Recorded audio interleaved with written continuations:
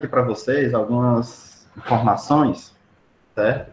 E nós vamos ver itens relacionados à tarefa 1, né, que já se encerra agora dia 30, e aí eu vou aproveitar para tirar a dúvida também sobre a tarefa 2, né, que vocês devem iniciar em seguida.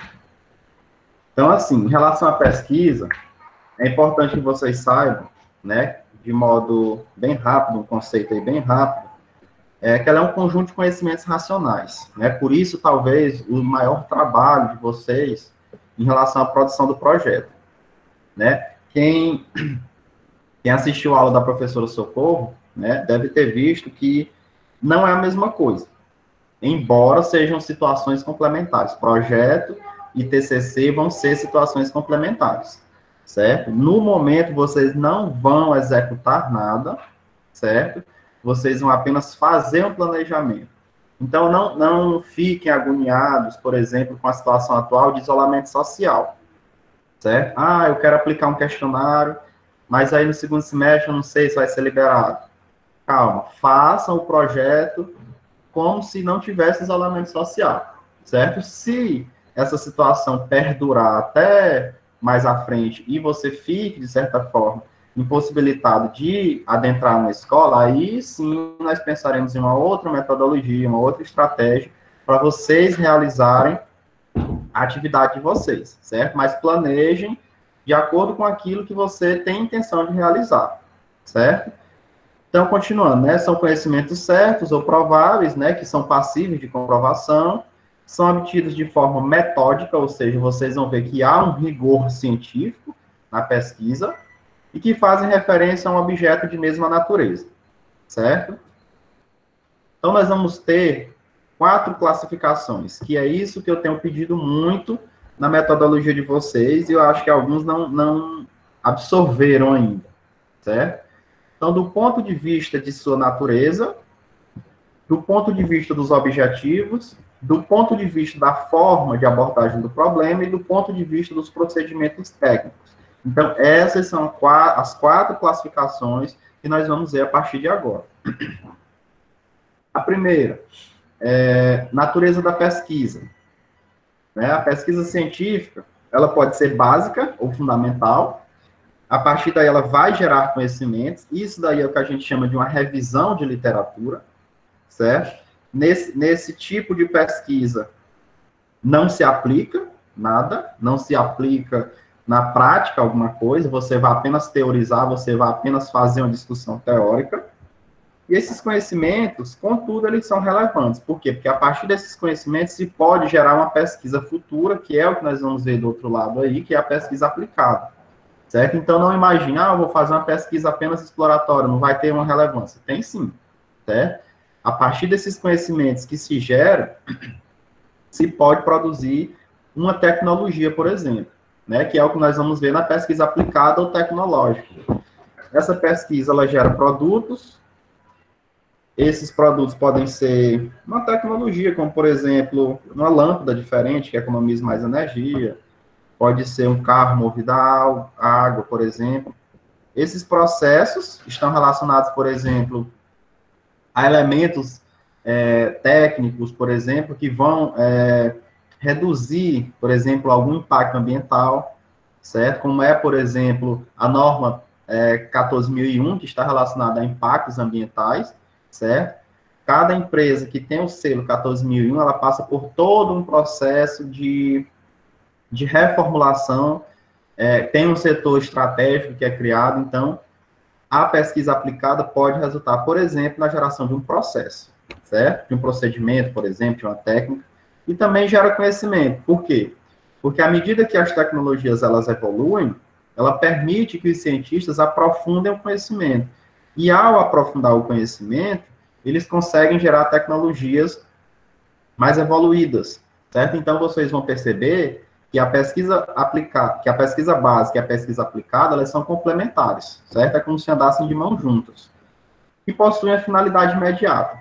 Contudo, tanto uma quanto a outra, elas vão estar diretamente relacionadas à melhoria da qualidade de vida, certo? E é isso que vocês vão fazer na pesquisa de vocês. Vocês vão buscar melhorar alguma coisa, seja por meio da pesquisa básica, seja por meio da pesquisa aplicada. Quanto aos objetivos da pesquisa, nós vamos ter essa, eu acho que é a que vocês mais conhecem, né? É o que eu mais tenho colocado nos projetos de vocês, é a pesquisa, por exemplo, exploratória. É importante que vocês entendam que toda e qualquer pesquisa, seja a de vocês, seja uma pesquisa que eu vá fazer, seja uma pesquisa que o Einstein fez, seja uma pesquisa que os maiores cientistas do mundo, por exemplo, no presente momento, né? A maior preocupação mundial é um vírus que não se tem conhecimento ainda, né? Está se estudando a respeito dele. Só que ele vem de uma família bem grande, né? Se vocês forem observar, é Covid-19, então isso quer dizer que já existiram 18 Covids antes, certo? Então é preciso fazer que esses cientistas, eles façam uma pesquisa exploratória, é preciso ver o que já existe a respeito dos antecessores do Covid-19. Então, o primeiro passo de toda e qualquer pesquisa é um levantamento bibliográfico, certo? É a aproximação, é ver o que já foi produzido a respeito daquela temática, certo? Por isso que toda e qualquer pesquisa, ela começa por uma pesquisa exploratória. A pesquisa pode parar por aí? Pode.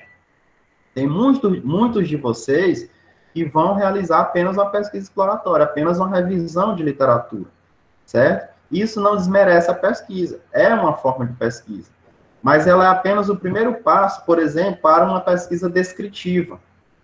Essa pesquisa descritiva, ela busca fazer uma caracterização, por exemplo, de algum problema. Você identificou o problema, e aí você vai caracterizar os fenômenos, ou os fatos, ou as causas daquele problema, certo? É feito na forma de levantamentos, observações sistemáticas, né, desse fenômeno, desse fato ou desse processo.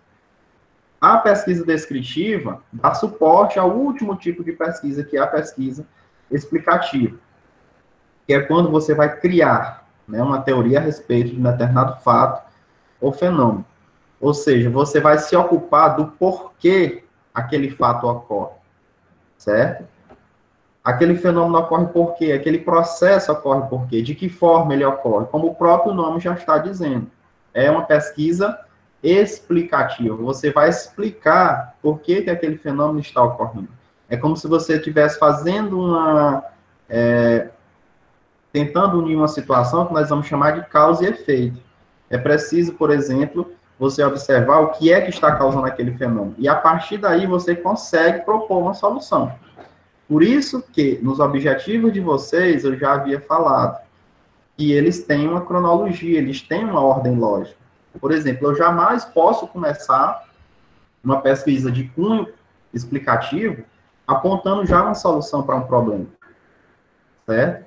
Por quê? Porque eu não tenho condições, se eu não conheço a teoria sobre aquele problema, se eu não identifiquei, não descrevi aquele problema.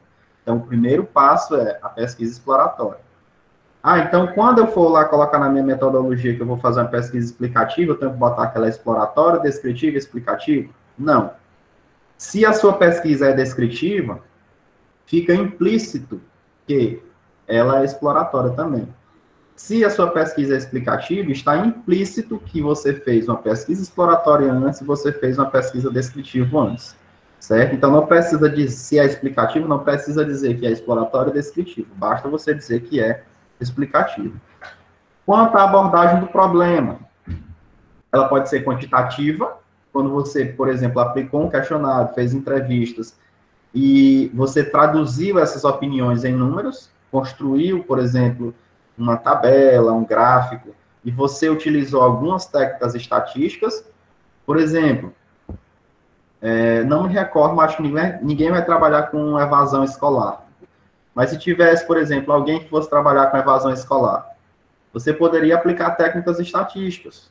Por exemplo, lá na disciplina de estatística, vocês viram algumas medidas de tendência central, que é a média, a moda, a mediana, e vocês viram medidas de tendência, medidas de dispersão, como, por exemplo, desvio padrão, desvio em relação à média, coeficiente de correlação.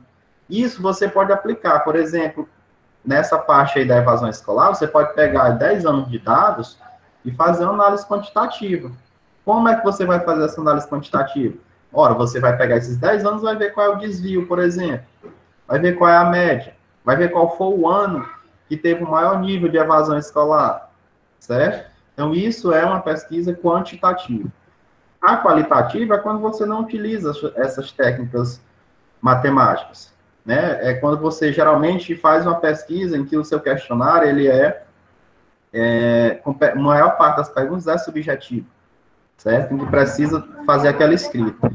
E a união dessas duas, nós vamos ter uma pesquisa quantitativa, que é quando você utiliza as duas técnicas, tanto a quantitativa quanto a qualitativa, ou seja, você produz gráficos, mas a sua pesquisa também não se resume a somente a produção de gráfico, de tabelas, né? Tem também a questão da análise descritiva. E aquilo que mais se coloca, né, que são os procedimentos técnicos, é o que a gente vai ver agora. Percebam que há 4 classificações, então não confundam, certo? Esses procedimentos técnicos é a forma de você tirar do papel o seu projeto e colocar na prática. Ou seja, serve de mediação prática para a realização das pesquisas. E uma coisa muito importante que vocês têm que se atentar é que toda técnica ela tem que estar alinhada àquelas pesquisas anteriores, certo? Não posso, por exemplo, dizer que vou aplicar um método ou um tipo de pesquisa e a minha técnica não se alinhar, não dar conta de operacionalizar o meu estudo, certo? Aí nós vamos ter alguns tipos, né? A documentação, que é um tipo de levantamento mais geral, por exemplo, a fala de uma pessoa é um documento, uma pintura rupestre é um documento, certo? Então, documentação, esse levantamento por meio de uma documentação é muito mais amplo. Diferente, por exemplo, da pesquisa bibliográfica. O que é a pesquisa bibliográfica? Nada mais é do que aquele tipo de pesquisa que você vai fazer o levantamento apenas daquele material produzido. Seja um livro impresso, seja um e-book, seja um artigo, seja um site, certo? Isso é uma pesquisa bibliográfica. O levantamento, não vão confundir levantamento com atividade de campo, certo? Levantamento, nós vamos ter aí 3 tipos: as entrevistas não diretivas, ou as entrevistas estruturadas, e o questionário. Entrevista não diretiva, o que vem a ser? É quando você vai ter uma conversa com a pessoa, um diálogo, né, sem levar um roteiro pré-estabelecido. Já os elementos estruturados, você leva já um roteiro, certo? Isso facilita porque você tem a possibilidade de você ser bem objetivo naquilo que você quer, certo? E o questionário. Qual é a diferença de uma entrevista para um questionário? Provavelmente, se a situação de isolamento social, digamos, perdurar mais pelo segundo semestre, talvez seja mais viável aplicar um questionário. Você cria um questionário, por exemplo, num arquivo do Word, e manda para uma pessoa via WhatsApp ou via e-mail. Ou, se você e a pessoa tiver disponibilidade, pode ocorrer uma entrevista.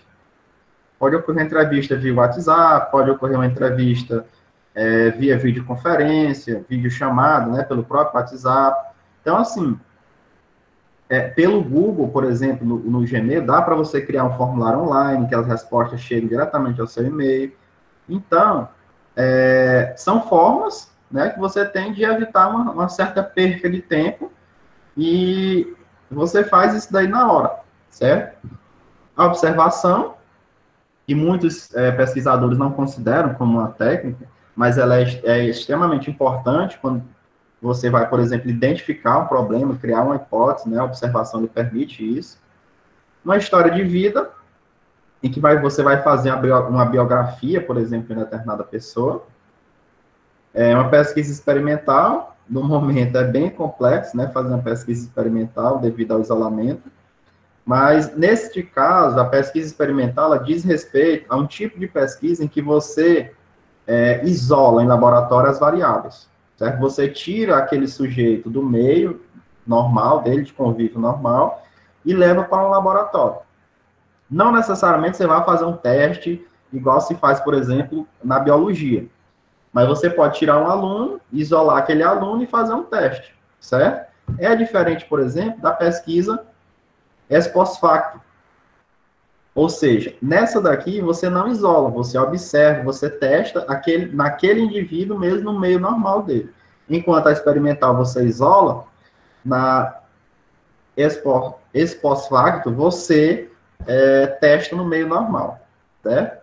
E o estudo de caso, por exemplo, não me recordo, mas acho que não tem ninguém que vá trabalhar com algum tipo de deficiência.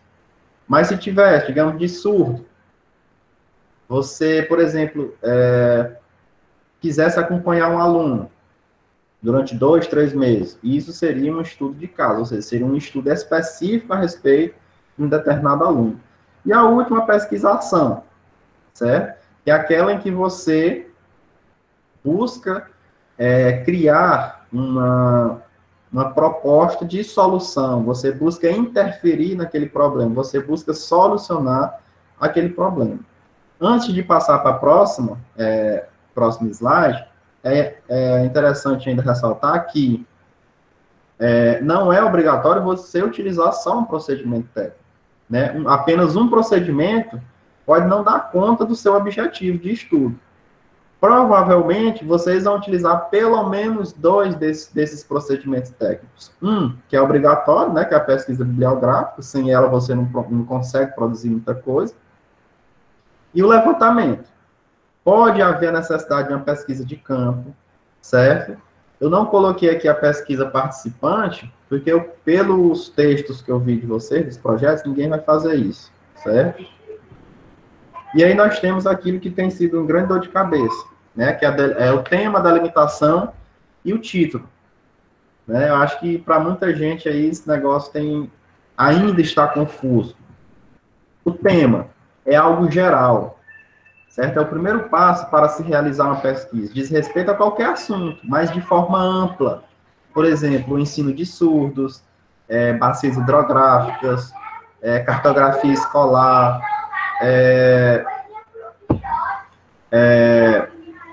degradação ambiental, áreas de preservação permanente, dinâmica da cobertura vegetal, recurso hídrico, tudo isso são temas gerais.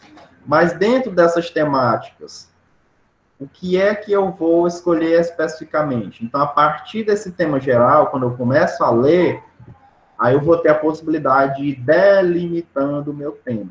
Ou seja, dentro desse universo tão grande, por exemplo, dos recursos hídricos, o que é que eu vou trabalhar de recurso hídrico? Certo?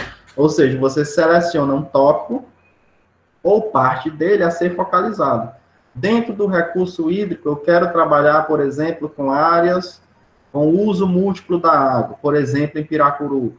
Como é que a água do rio Piracuruca está sendo utilizada? Então, dentro desse tema geral, que é recurso hídrico, eu já extraí um pedaço, que é o uso múltiplo, e já situei onde é que vai ser, no município de Piracuruca. Mas é no município todo de Piracuruca? Não. Eu quero trabalhar, por exemplo, no bairro, sei lá, Colibri. Então, eu já recortei ainda mais, certo?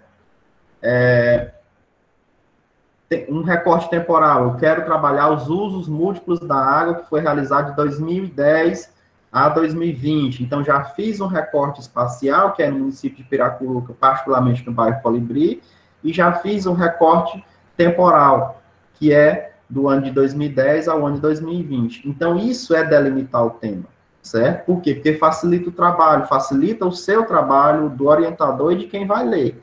Por quê? Porque você já disse onde vai trabalhar e o ano que você vai pegar como recorte temporal. Além da questão de dizer especificamente dentro desse tema de recurso hídrico, o que é que você vai trabalhar. Poderia trabalhar outras coisas, como, por exemplo, áreas de preservação permanente. Vocês sabem que o novo Código Florestal, o antigo também já fazia isso, diz que toda margem de rio é uma área de preservação permanente. Ou seja, você tem que observar apenas a largura do leito maior, não é a largura do leito menor. E aí você vai ver a quantidade de metros de uma margem a outra, e aí você vai conseguir diferenciar, por exemplo, o tamanho dessa área, né? Porque ela varia de acordo com as margens do rio, certo? E aí, a partir dessa delimitação, surge o meu tema. Por exemplo, aliás, o meu título. Por exemplo, se eu fosse trabalhar a questão de recurso hídrico aí, da forma como eu delimitei. Então, o meu título seria Usos múltiplos da água do rio Piracuruca no bairro Colibri, no período de 2010 a 2020. Pronto. Isso seria o meu título. Percebam como tudo é um processo. Escolhi meu tema, fui ler, fui pesquisar, fui fazer um levantamento bibliográfico, deu para ir delimitando o meu tema. A partir da delimitação do meu tema, fica bem mais simples dizer qual é o título do meu trabalho. Lembrando que esse título, ele é flexível, certo? Ele não é uma coisa fixa. E isso pode mudar até no dia que você for entregar, você for postar lá na plataforma Siga o seu TCC, certo? Então, não se preocupe com essa questão do título, você bota um título provisório, por isso que na tarefa 1 tem dizendo sugestão do título. Isso, depois de passar por uma avaliação da banca, vai haver sugestões, pode haver sugestões, certo? Então, isso daí é flexível como todo projeto. Lembrem-se do que a professora Socorro falou. Projeto é intenção, ou seja, você tem que botar aquilo que você tem intenção de fazer. Se vai dar certo você fazer, você só vai conseguir identificar isso lá quando você for executar no segundo semestre. No primeiro semestre de 2020, vocês não vão executar nada, vocês vão apenas colocar no papel as intenções que vocês vão ter para a realização do TCC. Problematização é composto de duas partes.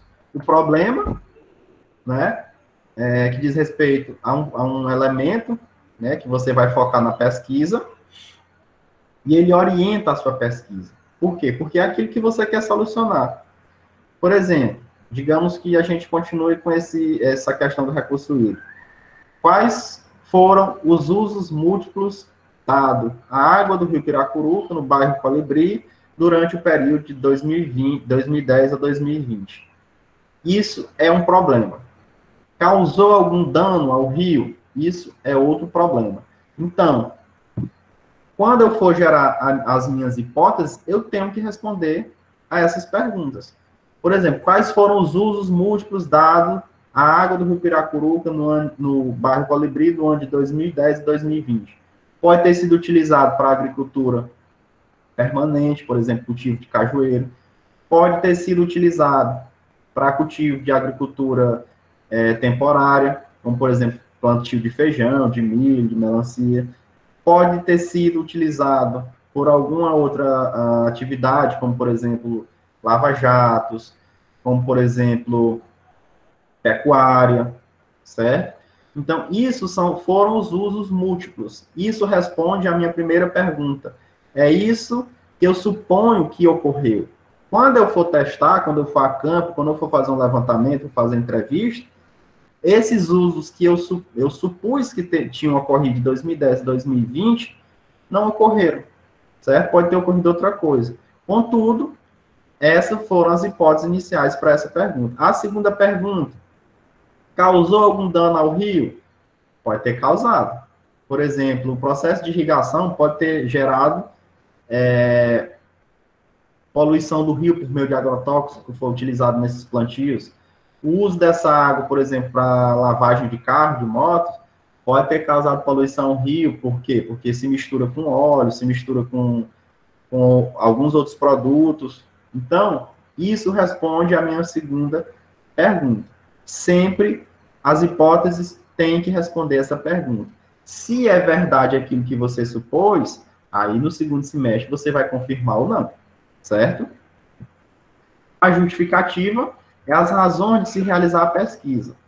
Ora, eu escolhi trabalhar com os usos múltiplos da água, mas por quê? O que foi que me levou no universo de tantos temas dentro da geografia, trabalhar nessa perspectiva dos usos múltiplos da água?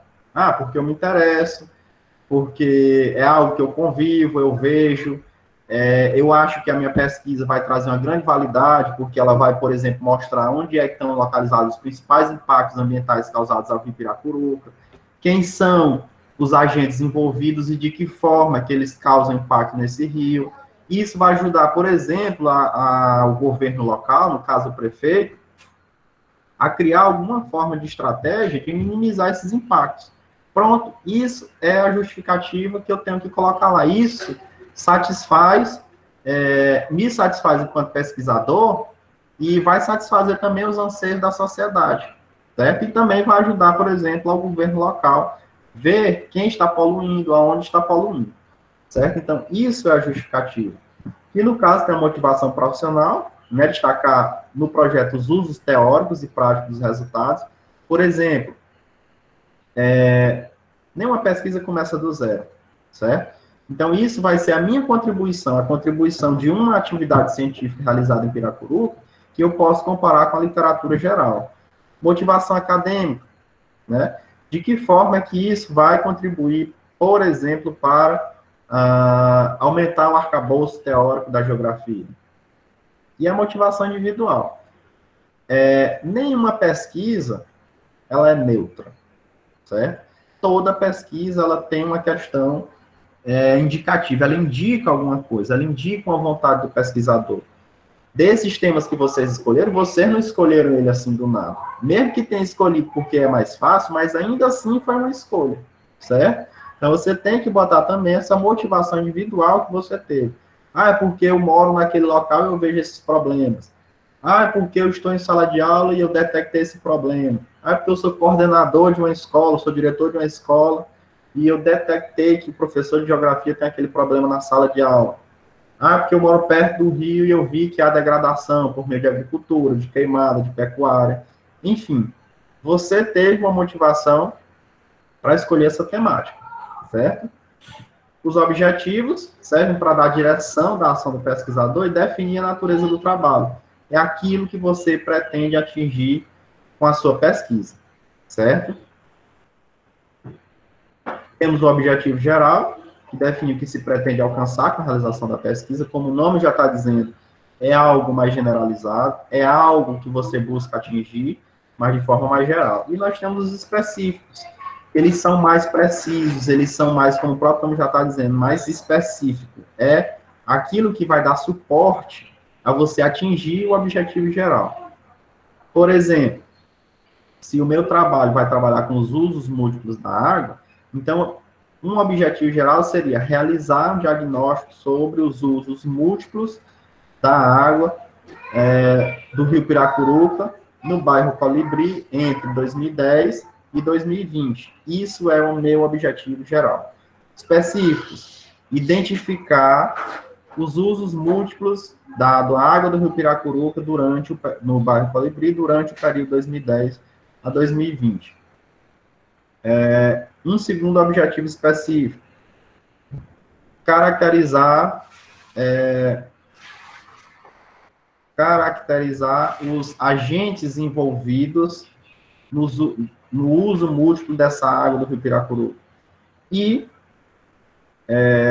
um terceiro objetivo específico seria analisar ou avaliar, né, os dois verbos caberiam, avaliar, por exemplo, como é que está o estado de conservação e de degradação das águas do rio. Então, aí eu construí o meu objetivo geral e 3 objetivos específicos. Não botem muitos objetivos específicos, porque pode ficar inviável, né, a execução deles, sem falar que muitas vezes esses objetivos, eles são muito parecidos, né, então dá para você agrupar.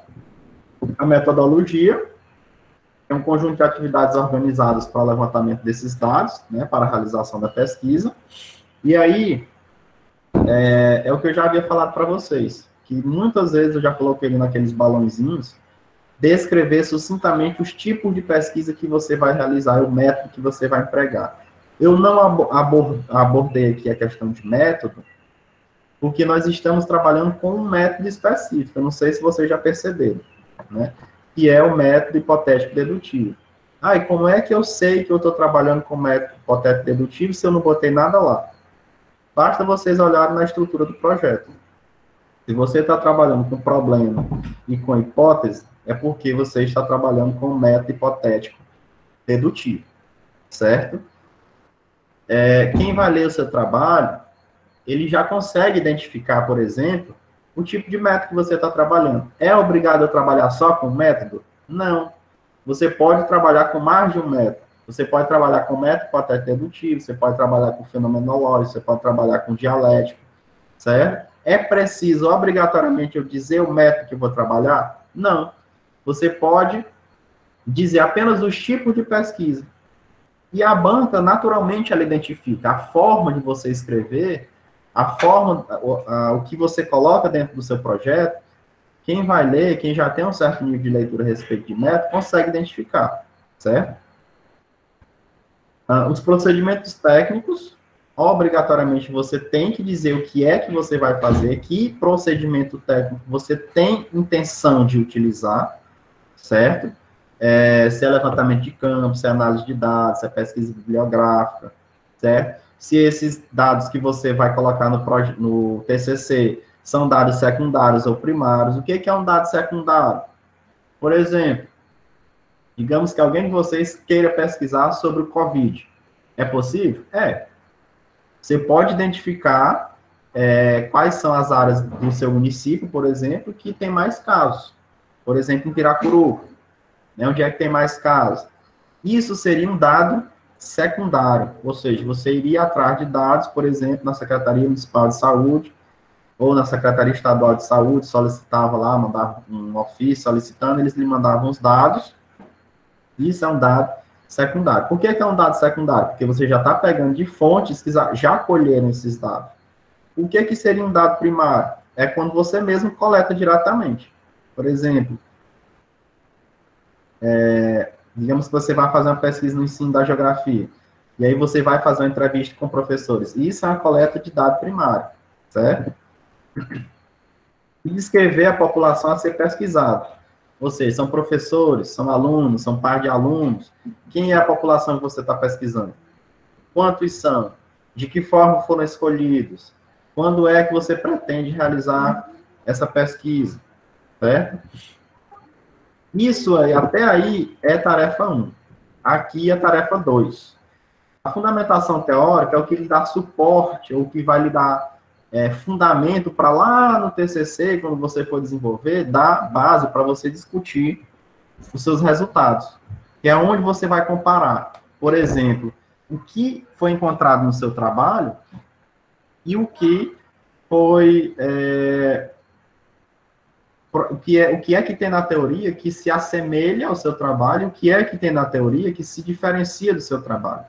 Por exemplo, quando você for fazer uma pesquisa sobre formação docente, os estudos do fulano, do beltrano, do cicrano, podem se alinharem ao seu estudo, podem apresentar os mesmos resultados, ou o estudo do fulano, do cicrano, do beltrano, apresentaram resultados diferentes dos seus, certo? Envolve a análise dos trabalhos precedentes, como eu havia falado para vocês, nenhum trabalho começa do zero, mesmo Einstein, que foi um grande gênio da matemática, da física, ele não começou do zero, ele mesmo disse que se ele chegou tão longe foi porque se apoiou no ombro de gigantes, então ele leu também outros trabalhos, leu Isaac Newton, leu René Descartes, leu outros físicos, para conseguir fazer o trabalho dele. Então, toda pesquisa é desse jeito, tem uma fundamentação teórica. Nessa parte da fundamentação teórica, pouco a gente produz, certo? A gente mais reproduz um conhecimento do que produz. Então quando é que eu vou produzir conhecimento? Lá nos seus resultados. Os resultados do seu TCC são a sua contribuição para a ciência, no caso, a ciência geográfica. Mostra o que o autor conhece, né, sobre essa parte bibliográfica, e aí você vai ter que, eu sugiro a vocês que retirem, extraiam os principais conceitos que vocês vão trabalhar. Por exemplo, se eu vou trabalhar com ensino de geografia, quais os principais conceitos que eu vou utilizar? Cartografia escolar, formação docente, certo? É interessante que vocês também se atentem, porque tem alguns desses temas de vocês que é muito difícil vocês não utilizarem algum tipo de legislação. Por exemplo, se eu estou trabalhando com ensino de geografia, é muito pertinente que você cite, por exemplo, a LDB, que você cite os PCNs, que você cite alguma resolução, algum parecer do Conselho Estadual, do Conselho Nacional de Educação, certo? E nós vamos ter as famosas citações. Por favor, tenham cuidado quando vocês forem fazer citações, certo? Quando você tirou de um livro, eu li aqui, achei bem interessante, eu vou reescrever com as minhas palavras. Isso continua sendo pertencente a um autor. Mesmo você tendo colocado com as suas próprias palavras, você tem que dizer de onde foi que você tirou. Professor, mas eu escrevi com minhas próprias palavras, saiu da minha cabeça. Não, não saiu. Isso você viu em algum lugar, certo? Isso você identificou em algum local. Então quer dizer que eu não posso botar nenhum pensamento meu na fundamentação? Pode. Pode o que você pensa, mas procure um autor para em seguida você dar fundamento científico àquilo que você pensa, certo? E cuidado para vocês não colocarem partes que antecipem os resultados, certo? Por exemplo, você dizer que os professores estão despreparados para o ensino de surdos. Isso você está afirmando de acordo com um pensamento seu ou de algum autor, certo? Se for um pensamento seu, isso é um resultado. Então, não deve estar na fundamentação teórica. E as citações diretas. Cuidado também. No dia da aula da professora Socorro, saiu uma pergunta que era quantas citações diretas eu poderia colocar.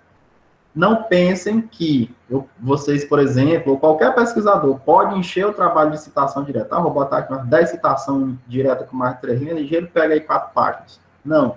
Toda citação direta que vocês fizerem, obrigatoriamente você tem que comentar. Não é só ir jogando, escrevendo parágrafo de uma linha, seguido de uma citação que dá 10 linhas, só para encher linguiça.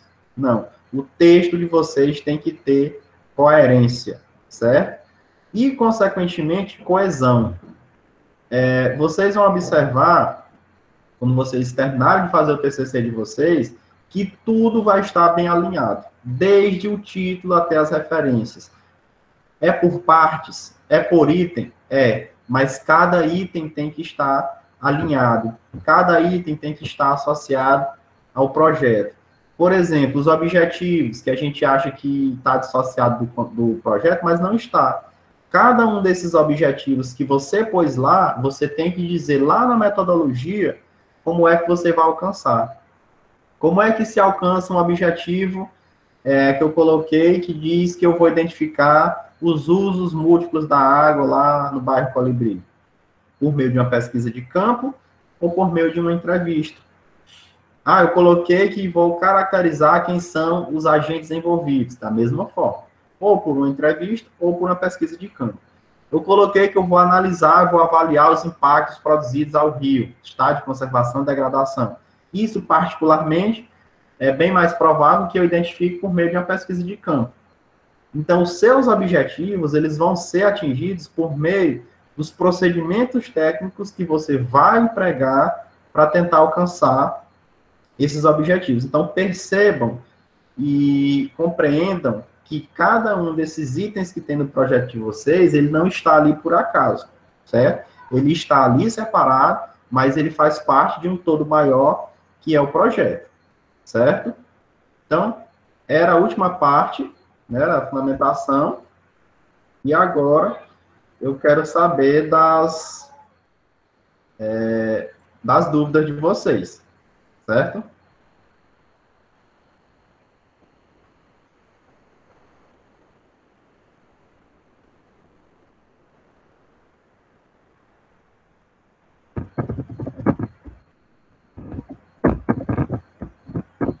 Dúvidas?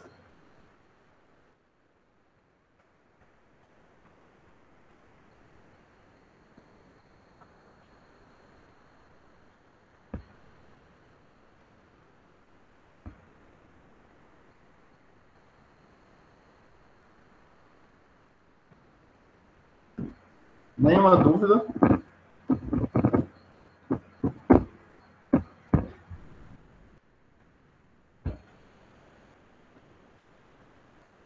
Ficou alguma dúvida em relação a algum desses conceitos, algum tipo de de item aí que não ficou bem esclarecido. Uma coisa da tarefa 2. Lá pede para vocês colocarem tópicos, né? Esses tópicos são os subitens. Vou procurar aqui um exemplo para vocês.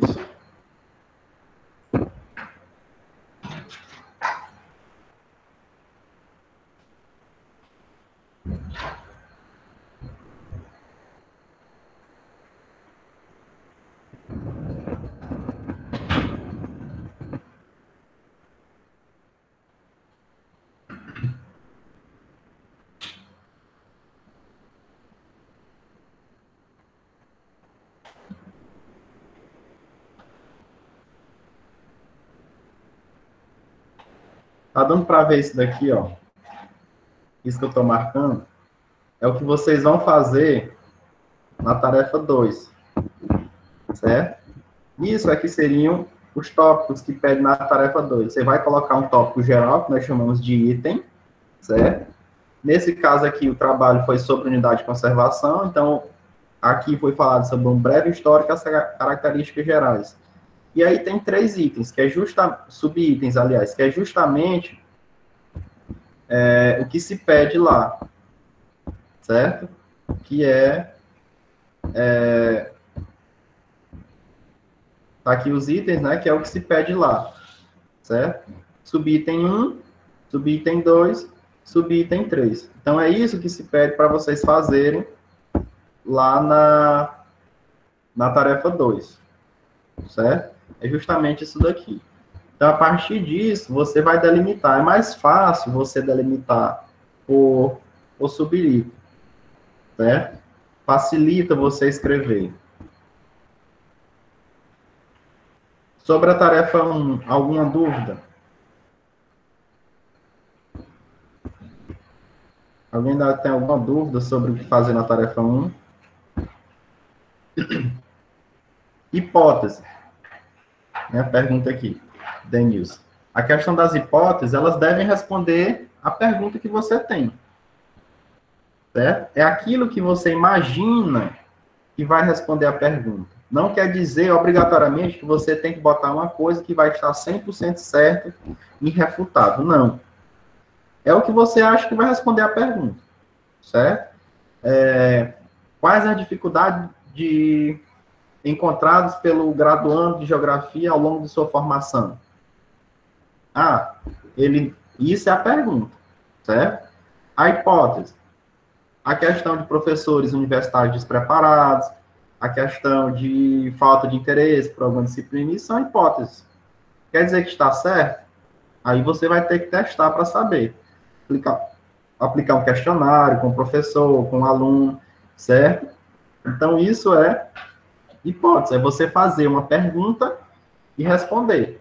Você mesmo pergunta e você mesmo responde. Aquilo que você acha que é a resposta correta. Pode ter a fala de algum autor nas hipóteses? Pode. Mas lembrando que, mesmo algumas hipóteses que existem já na teoria geral, elas podem não coincidirem com aquilo que você vai encontrar, por exemplo, lá em São José do Divino, em São João da Fronteira, em Piracuruba, em Cocal dos Alves, em Capitão de Campos, em Caraúbas, certo? Nem sempre o geral se assemelha, por exemplo, ao local, certo? Deu para entender mais ou menos o que são essas hipóteses?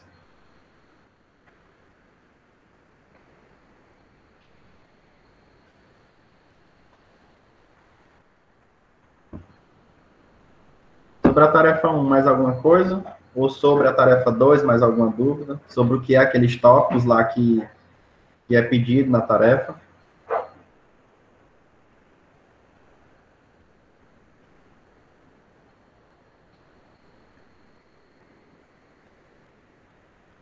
Não? Podemos encerrar, então, né? Eu vou disponibilizar para depois vocês fazerem o download da aula. Caso tenha alguma dúvida, e vocês podem ou consultar